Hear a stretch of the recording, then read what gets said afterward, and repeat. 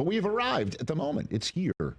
Rodgers is, in fact, signed pending a physical, which is no small matter, one would think, for a 41-year-old, but one that I would think is zero concern. He's coming. He's going to be a Pittsburgh Steeler. And to that I say, awesome.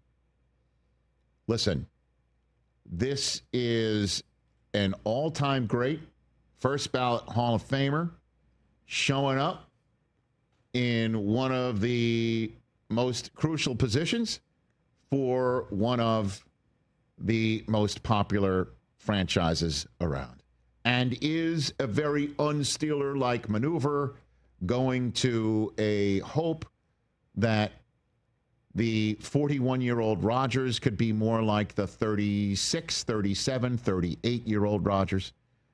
We saw the 39-year-old Rodgers lose a season due to a torn Achilles. The 40-year-old Rodgers, a season to forget. Despite having some talented players around him, but an organization that couldn't shoot straight, ready, fire, aim, let's threaten the head coach after a week 4 loss, reportedly. Let's fire the coach after a week 5 loss. Let's fire the general manager in the middle of all of it. Let's move pieces around. And let's get in the middle of all of it, Rodgers' favorite player in Davante Adams, give that to him. That won't work out. Is that a Jets issue or is that a Rodgers issue? And are the Steelers the team to actually be the one to sort out that answer? That's part of the question of 2025. Is this Rodgers' last rodeo? What do the Steelers plan to do once this season is over? Are they in the quarterback market in next year's draft? Will this year's season point towards that because 2025 does not go well? Could it be possible Rodgers is the quarterback of the first non-playoff team for Mike Tomlin in quite some time? Is he the first quarterback sub 500 record for Mike Tomlin? Or is he the guy who is, in fact, the quarterback that needs to take the Steelers where the Steelers fans want him to take them, and he is, in fact, that guy. He is the most talented quarterback they've had since Big Ben. I think we can say that. He is a guy who is going to share a bus room with Big Ben one day. He is a guy that has, one would think, lots to prove. And he is a guy, I will say this, that everyone will say, well, he's bringing his bags with him, and he's bringing his baggage with him, and he's bringing all of his tinfoil hat conspiracy theories that he says on podcasts with him, and that is just a major ass headache, and the Steelers are going to go and collapse underneath that weight. I never take that cheese or bait. You talk to his teammates. Talk to his teammates. I don't think that's going to be an issue at all. The issue is his age. The issue is Arthur Smith's offense and how much they can mesh, because Arthur Smith doesn't seem to be a guy who suffers any fools. I'm not calling Rodgers a fool. What I'm saying is he's kind of set in his ways a little bit, but I'm sure these guys are going to respect one another, and at least going in and come up with the solutions that need to be had. But the whole business of what he's saying on McAfee's show and when he does it, I didn't hear that was an issue with the Jets at all. There were tons of other issues. So many question marks. I get it. Absolutely the play the Steelers had to make, which was see if he's interested. And because they certainly weren't going to give Justin Fields the gig. They sent him to the Jets. Unbelievable. The Jets and the Steelers have swapped quarterbacks. And then the Giants, who I'm sure were kicking the tires on Rodgers in the same way they were kicking the tires on Stafford, trying to get some veteran Super Bowl winning experience into their building while they were bridging to whatever quarterback they were going to take in the draft. And this went so far back with Rodgers potentially being on the Giants' radar screen. This is when the Giants were supposedly interested in Shedeur Sanders. That's how long ago it was.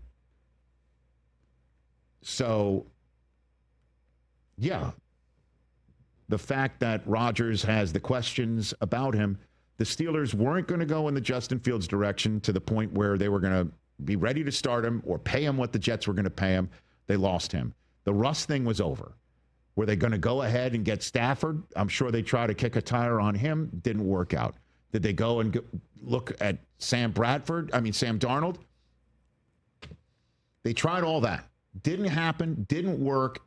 Rodgers was the move. And he clearly must have indicated to them, I'm interested. Hang on. I'll be there. Because they didn't twitch in any other direction other than what they wanted to do in the draft. And sure, run the risk that he could pivot. And nothing leaked. There were no reports. There were no. As you know, the Steelers were out tight. of Pittsburgh. It's this or that. As you know, Tomlin's groups don't really leak. Yeah. Unless one particular person might Facebook Live a conversation.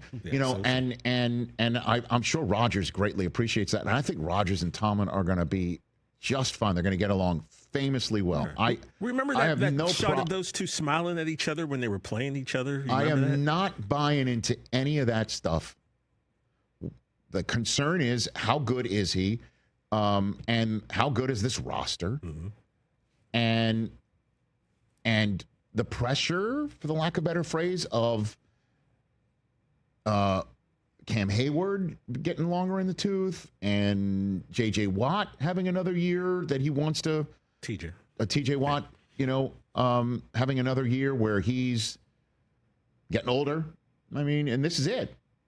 Yeah, those guys. And he wants a new deal. So to put their eggs in this guy's basket, I think was the move.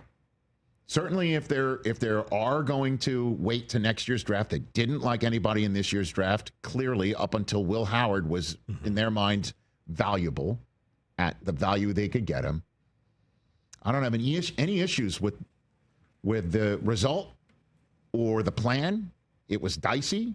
It isn't very Steelers-like to wait around for someone. Even Cam Hayward, as you know, we kind of jabbed him for saying, to Rodgers, we're the Pittsburgh Steelers. Either you want to play for us or not. Yeah. Got through all of that. Now comes the getting ready for the season. Hopefully he is healthy.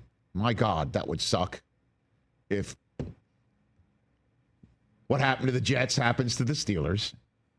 And all I know is get your popcorn ready.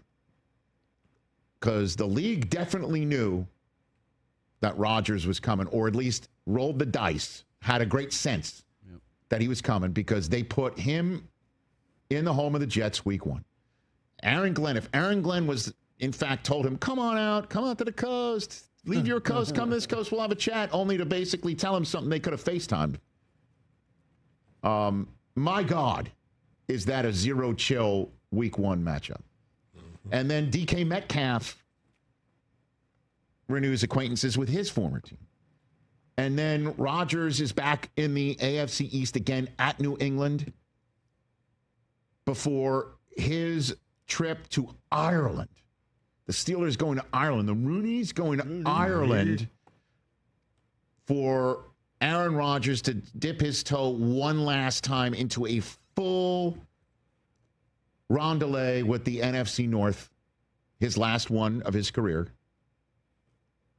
And then there's a bye week before he gets his first division game home against Cleveland, then at Joe Burrow. The Sunday nighter, they put it in front of the whole country week 8 versus the Packers. Indianapolis visiting out here to take on Jim Harbaugh's Chargers. Another game against Joe Burrow in division. Oh, baby, the spot where he once upon a time said he owned the franchise. He's going to bring his belt, his championship belt, to Chicago, home against Buffalo. Come on, man. At Baltimore, his first game in division against the Reigning champs of the division in Lamar Jackson, MVP versus MVP, a Monday nighter against Miami, a visit to Detroit, and Cleveland finishing up with Baltimore. Tell me which one you're not interested in, and you're a liar if you say you're not. I'm just not sure where the wins are coming. I got it, but that's neither here nor there. Well, no, I disagree. That is right what now, it's about. No. What I'm saying right now is, of course, it's about wins or losses. But right now, we don't know the answer to it. It's going to be a front row seat for an incredible matchup, one after another, after another, after another. The Steelers season has officially become one of the most interesting campaigns of the season. I almost went the most fascinating one of the NFL season. But the towel-waving fans, one of the most popular fan bases in the NFL. Diehards everywhere, Ireland and Chicago, and he's going back to Detroit. He is not popular in those places, and for good reason, because he kicked everyone in the teeth for so long.